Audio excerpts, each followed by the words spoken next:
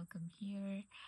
My name is Stacey, and I share here prophetic teaching and prophetic word. If that is something that you are interested in, please consider subscribing. Now, I know that there are many people who are going through a season of transition and they are crossing over into a different land. Some perhaps are crossing over into a promised land. And there is something deep inside of you that's going on. And I want to give you a language to describe it, to see the signs of whether the promised land is near, or where you are, or what sign you're in, or what season you're in. So I pray this prophetic teaching blesses you, this prophetic word blesses you. So let's dive right in. So today I'm going to be pulling everything from Genesis 32 and 33. So I'll start from Genesis 32 verse 22, and then I'll go to Genesis 33. So the first thing that happens is this is a story about Jacob. Like Jacob is going back to his land from the land of Laban. So the first thing that happens is Jacob crosses the river of Jabbok. Jabbok, however you pronounce it. Now, Jabbok means emptying. So I feel like the first sign that you see is emptying. Like you are going through this pouring out. Like you feel like you have given your everything and you're burned out and you are emptied out and you don't know what's happening around you. So this is the first thing that happens. Now the second thing that happens is isolation. Like what Jacob did was, after crossing the river, is he sent all his children, his wives, and his cattle and sheep and everything that he had with him. He sent it forward and he stayed back. So he isolated himself. Now this isolation, I feel, is not just isolation, but God is saying that it is a setting apart.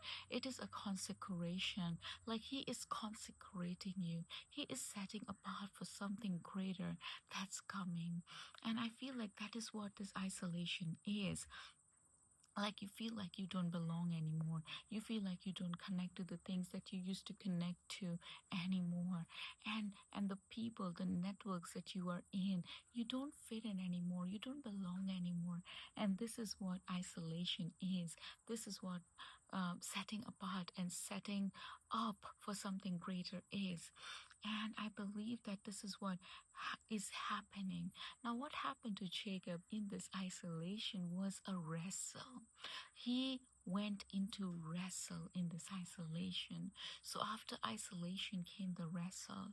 Now this wrestle, please don't mistake it for a spiritual warfare. It is not a spiritual warfare. You are wrestling with God himself. Now this wrestle is coming out of deep inside of you.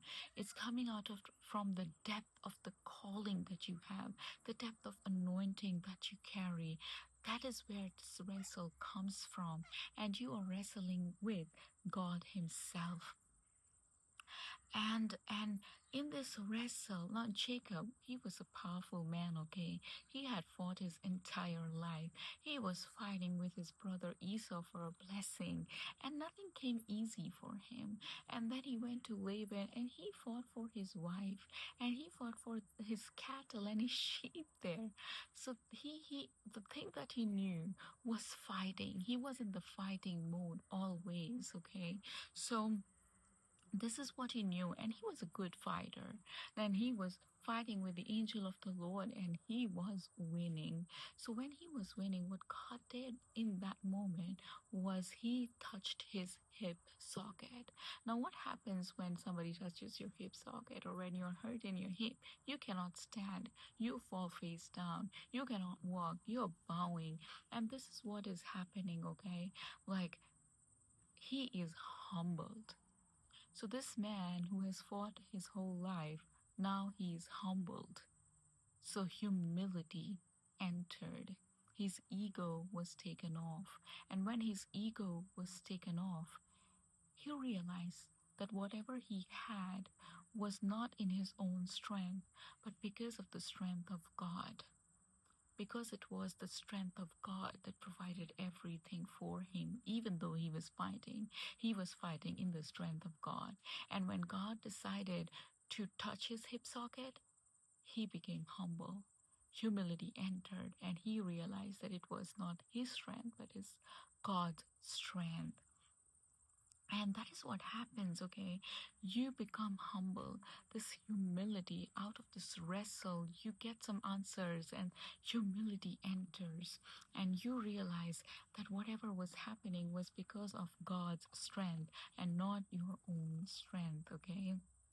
I'm sorry.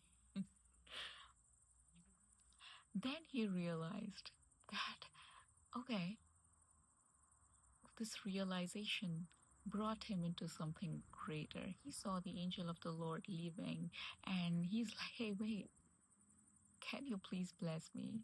Don't go before blessing me. So he asked for a blessing. So when the humility comes, that's when you realize that you need blessing to move forward, and you ask for it. So after humility came blessing. There he was changed his name, his identity was changed, but that is a whole different teaching. We can do it some other time. Then he meets his brother Esau after that. After the whole wrestle, the whole asking for a blessing thing, he meets his brother Esau, and he realizes that Esau had already forgiven him. Now, after the blessing, everything became easy, okay? Like it was easy. He didn't have to fight him.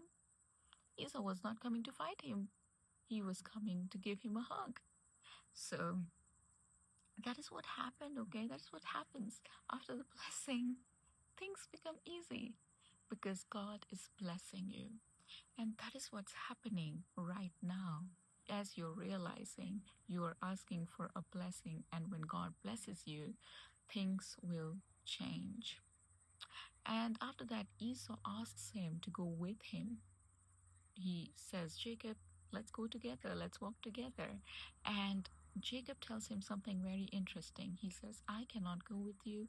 I will come after you because I need to move at the pace or at the speed of the young ones in my flock. So he realized that he needed to change the pace. He couldn't walk the same way that he used to walk before. A new shift, a new season, a new day requires a new way to walk. So he changed his walk.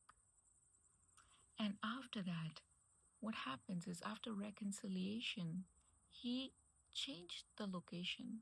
He did not go to Seir, where his brother Esau was going. He went to Sukkoth instead. So even after reconciliation, he didn't feel the need to go and stay with his brother, right? So this is what it is, discernment, where you must stay, where you must not stay. So before entering the promised land, your discernment increases. So that is what it is. And these are the signs you will see before you enter the promised land. The first thing that will happen is emptying. You will be burned out. You will be empty inside. The second thing that happens is isolation. And this isolation is not you being lonely. It's God setting you apart and consecrating you. The third thing that happens is wrestle. Like Jacob wrestled with God. And this is not spiritual warfare, this is a wrestle. So the third thing that happens is wrestle. The fourth thing that needs to happen after a wrestle is ask for a blessing. Asking for a blessing. Then comes humility. And after humility comes the change of pace. And after change of pace comes the discernment. And you may be going through all of these things together. You may be seeing all these signs together simultaneously all at once. Or you may be seeing it one or two together. So it's like you're going through all these things, But it means something, okay? It means that you are entering into your promised land. And that is what I wanted to really share with you, that you are closer than you think. This is the prophetic word for someone out there, that you are closer to your to your promised land, to the one that God promised you, to the thing that God promised you, whether be it in your finances, in your career, in your work, in your school, in your relationships, in your ministry. You are closer to the promised land than you think you are. And please be encouraged. Please be edified with this word. Please be encouraged with this word. And yes, that's the word. And please let me know what you're going through in the comment section. I would love to know this. And if this blessed you, please consider subscribing. And that's it for today, guys. I will see you next time. God bless you.